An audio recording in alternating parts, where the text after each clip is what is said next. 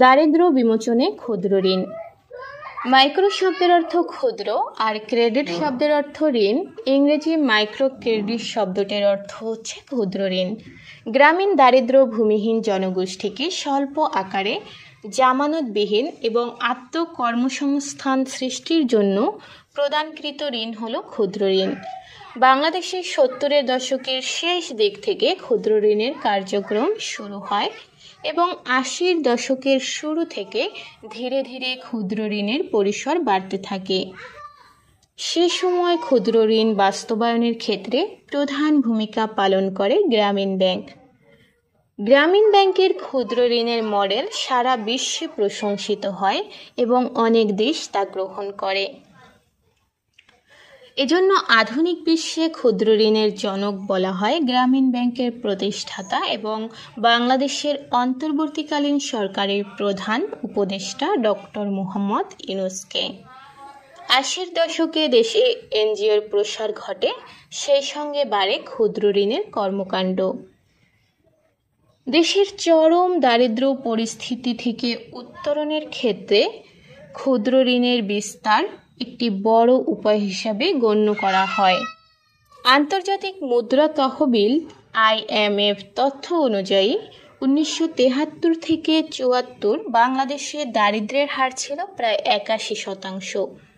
গত শতকের 90-এর দশকে সেই হার 61%-এর বেশি ছিল, আর সর্বশেষ 2022 খানা আয় ব্যয় জরিপ অনুযায়ী দারিদ্র মানুষের সংখ্যা মোট জনসংখ্যার 18%-এর বেশি।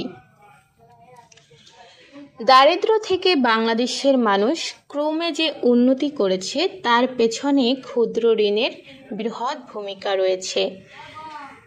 ক্ষুদ্র ঋণ কর্মসূচির মূল উদ্দেশ্য হল দারিদ্র বিমোচন এবং নারীর ক্ষমতায়ন। মাইক্রো ক্রেডিট রেগুলেটরি অথরিটির MRA 2023 সালের বার্ষিক প্রতিবেদন অনুযায়ী তাদের নিবন্ধিত ক্ষুদ্র ঋণদাতা প্রতিষ্ঠানগুলোর ঋণ গ্রহীতাদের মধ্যে 90% নারী। এর সামাজিক গুরুত্ব রয়েছে, অর্থাৎ নারীর ক্ষমতায়নে ক্ষুদ্র ঋণের ভূমিকা রয়েছে। ধনী গরিবের আয় বৈষম্য নিরসনেও ক্ষুদ্র ঋণের ভূমিকা রয়েছে। দারিদ্র জনগোষ্ঠী ঋণ গ্রহণ করে অর্থনৈতিক কর্মকাণ্ডে নিজেদের সম্পৃক্ত করার কারণে তাদের আয় বৃদ্ধি পেয়েছে এবং তাদের আর্থিক নিরাপত্তা নিশ্চিত হয়েছে, যা টেকসই উন্নয়নের সহায়ক ভূমিকা পালন করছে। বর্তমানে ঋণ দানের বিধান পরিবর্তন করে মাঝারি উদ্যোক্তাদের মোট ঋণের 60% দেওয়া হয় আর ক্ষুদ্র উদ্যোক্তাদের দেওয়া হয় 40%।